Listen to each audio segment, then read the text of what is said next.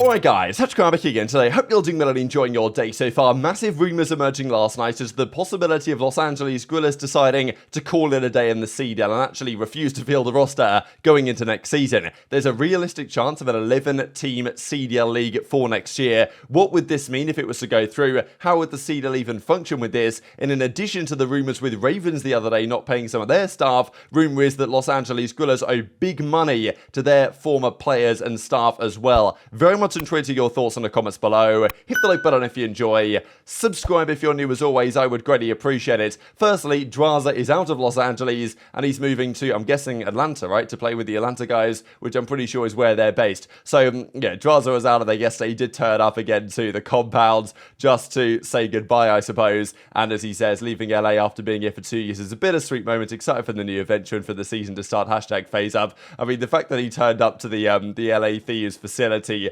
wearing the FaZe jersey is like, stole GB, forgot the jacket, maybe drive him home to get the jacket. So, yeah, good rivalries there for next season. Of course, it's going to be interesting between him and the FaZe guys, how that's going to operate. And, well, Los Angeles Thieves, it's a very different team next season. We will have a little bit of interest between Kenny and Drazah. Of course, they'll want to beat each other. Kenny had some comments here. And also, Clayster, though, I thought this is an interesting comment on where Clay might go. As he says, looking handsome, thank you, 3 rings. I predict we ravage some more high roller blackjack this year. What do you think? Because Drazah's known to be the guy that after the event is over, he's straight to the blackjack tables. At least, he's one of the players. All the players are straight to the blackjack tables, but Drazah especially, I think, has done a fair bit of that. And Clay is kind of saying that he's going to be competing again, right? He's going to be on a team because, is Clay going to be not competing and then still hitting the high roller blackjack after the events? Maybe, but still, this sounds to me like Clay's confident he's going to land somewhere.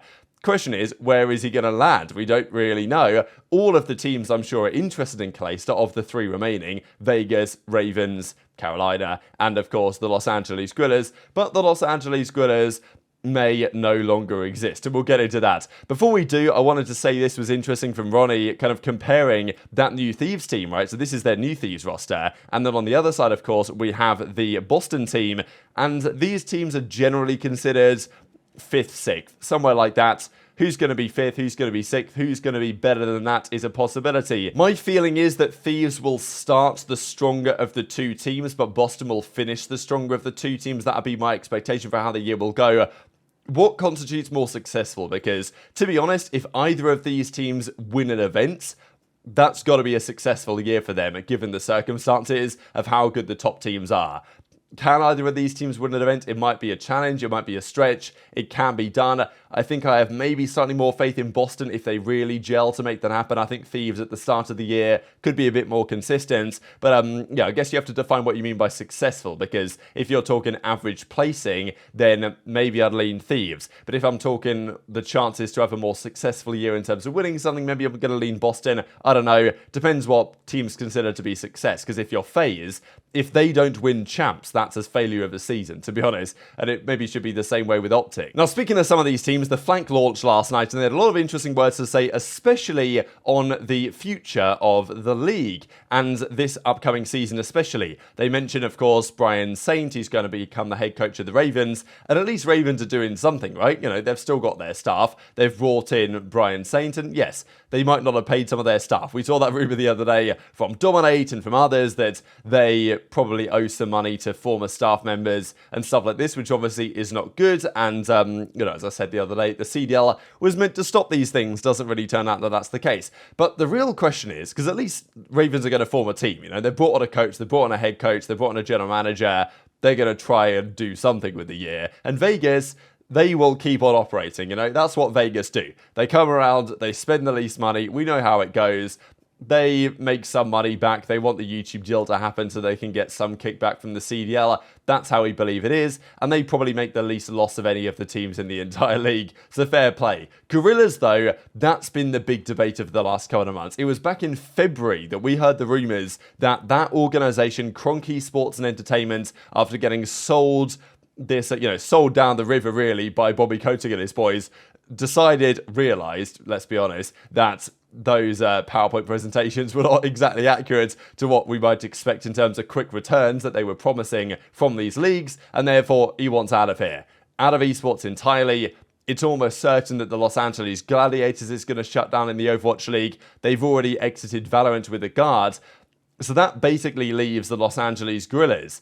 Will they run it? According to the Flank guys, what they've heard, there isn't really any opinion on this yet. There's no decision that's been made, and they can't find anyone at Ben and Jay Nassim especially that will tell him that, yes, Los Angeles Guerrillas are fielding a roster. No, are we 100% sure that LAG is fielding a team? Like, can anyone like confirm that? Because with they 100% certainty. They also just they just did like another round of like quiet layoffs. Basically, like they already had a graveyard staff, but like I'm pretty sure they laid off like the GM, the head social guy. Yeah. They obviously pulled out of Valorant. They also owe people money, Pat. I don't know if you know that, but they actually haven't paid a lot of their players. I don't doubt that. Yeah, they haven't paid like some of their players, and some people are owed a lot of money over there, bro. So are they like? Right now, I think it's just like Priestahh, who's their lead of operations, and then Rick. Like who else is there? LAG like, Ricky here. Are they? They have a new. They have a new was it a GM or a coach? I can't remember. They had a GM. I yeah, they had the guy at Vegas. He got let go. That's what I'm saying. Talk about Alex Rubens. Talk about Alex Rubens. No, it was a new. No, it was a new guy. Like I literally met him at Vegas. Like, oh, this is our new guy. I'm like, okay. He was like a Valorant, and yeah, he's gone too. No way. Yeah, that's what I heard. He's gone. So I'm just wondering, like, are we for sure that they're fielding a team? I don't think we're 100% on anything. I hope they do because I have no idea. Because an 11-team league is very tricky to navigate. The way I'm thinking about it, Ben, is like, so we know this Overwatch buyout thing is looming, and we've talked about this a little bit, and we kind of all expect every organization to probably take that and the Overwatch League to dissolve. If that happens, and the LAG obviously has the Gladiators, if the Gladiators is gone and Valorant's gone, they have no other teams in any esport, and they have 2 employees. Like, I don't see them fielding a team in that case. And what happens if they don't field a team? Sorry, Ben, I didn't mean to cut you off there. You can go ahead. But what happens there?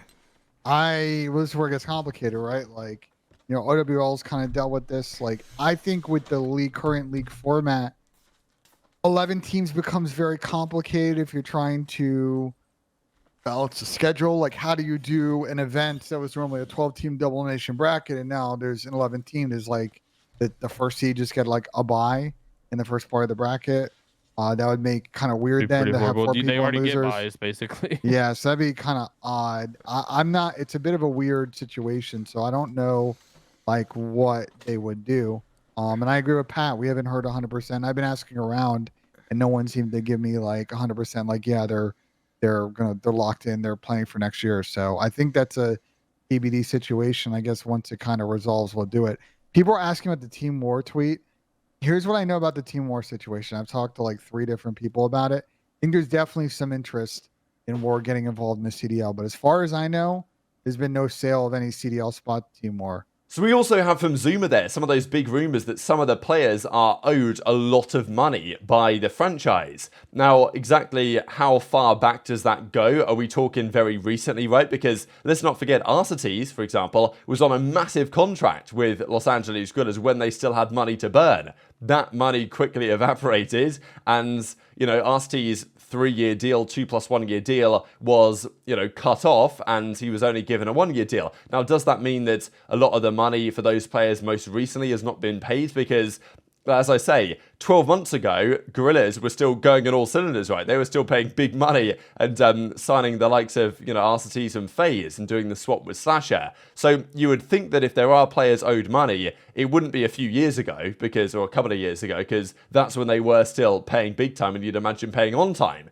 But in the last 12 months, especially in the last 7 months, shall we say, things have changed with regard to the Guerrillas, and maybe there is some of their current players and, former players, because they've dropped everyone, right, who are owed a lot of money, and Zuma says that's serious amount. So I wonder if we'll find out any more about that, whether any players will come forward with stories of a similar nature. But it's quite clear that Cronky Sports and Entertainment want out of esports, and the way that they operated in the Valorant side, I think is a little bit, well, if you want a 12-team league, as I do, I think it's a bit concerning. The Guard, if you guys aren't familiar with the story, the Guard is basically the overall thing, but they can't call themselves the Guard in Overwatch or the CDL because of the way that it is, with the city-based thing, whatever. So they were the Guard in Valorant. They won the Tier 2 tournaments, which enabled them to qualify for Tier 1, but they decided not to accept that deal and that agreement to come into the Tier 1 scene. Lots of drama about this. But the interesting thing about this is, especially in relation to the CDL stuff, they knew for months that they were not going to do this, as far as I'm concerned. They said in their press release, oh, it's a shame we couldn't come to this agreement, but Riot Games said, the owners of Valorant basically that run the league over there, that all the teams, including the Guard, had held their signatures in escrow to accept that potential agreement if they were to win the Tier 2 scene for literally months. And yet, when it came to the time to release those signatures and actually put pen to paper, the Guard said no for a long period of time, or they delayed it massively, and then they said, oh, we didn't know, it's a shame that we didn't meet the deadline, all this stuff. The reality is, they knew this wasn't going to happen, and they were just waiting a load of time to see if like a miracle arrived, which never arrived. So this maybe echoes as well, because now we're hearing that Los Angeles Guerrillas, oh, well, they're not really sure whether they're going to be in or not. It's, you know, they haven't made a decision yet, or no one seems to know what their plans are going to be. And now we're thinking, well, that says, you know, it's pretty similar to what happened with the Guard in Valorant, and then all of a sudden it was like, yeah, we ain't coming back, boys. And this is the thing, because Activision, you'd have thought there'd be a contract in place, which I believe there might well be, that effectively forces them to compete.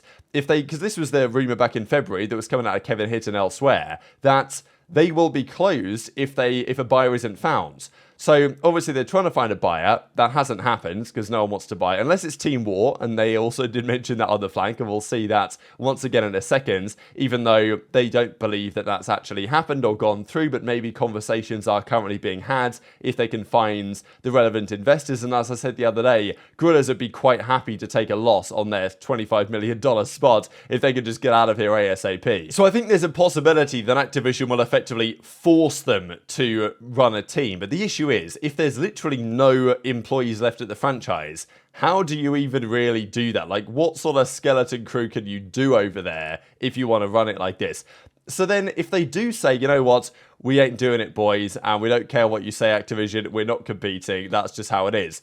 You know, okay, whatever, they rescind their franchise spot, whatever, drama, but we're left with 11 teams. Unless someone comes in and buys it, and that did happen, right, with Boston when they came in. There were rumours, right, with the OpTic Envy merger that final spot might not get sold, but thankfully it did, and we did get back to a 12-team league, and more than likely will probably be the same story next year again. But how do you run a 12-team league? Sure, for champs, it's fine, only the top 8 qualify. For a regular event, 12 isn't even a great number already as it stands. 16 is better for loads of different reasons.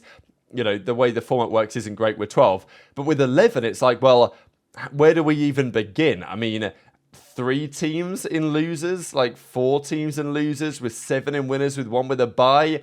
How does it work in, like, you know, terms of matches and stuff? It'd be really weird, and I don't think we really want to see that. But it is a possibility, because the idea that Los Angeles Guerrillas, well, no one seems to know what they're doing right now, and I think probably Clay has been in closer conversations with the Ravens than he has with Guerrillas. That might not be true, but, you know, we don't seem to think there's many people going on there at Los Angeles Guerrillas anymore actually doing anything, and they will want to leave when they can. It's a question as to whether they can leave immediately or whether they'll effectively force their way out. So maybe the more likely scenario is that actually someone comes in instead, and there has been rumours about Team War getting this spot. I'm sure there's conversations behind the scenes, but it's not like we have that long realistically. I mean, it's going to be December probably when some of the matches start. Maybe it's going to be January, but still, it's not really that long to get some of these deals done. So if Guerrillas are going to compete, you know, they've got to make it known now, and if they're not going to compete, they got to make it known now. And I imagine the CDL should be potentially pushing them pretty hard on this to actually get a decision being made, because this uncertainty is not good for the teams, the players especially, or the fans for sure. So very much interested in your thoughts in the comment section below. Hit the like button if you enjoyed, subscribe if you're new, take care, and I'll see you next time.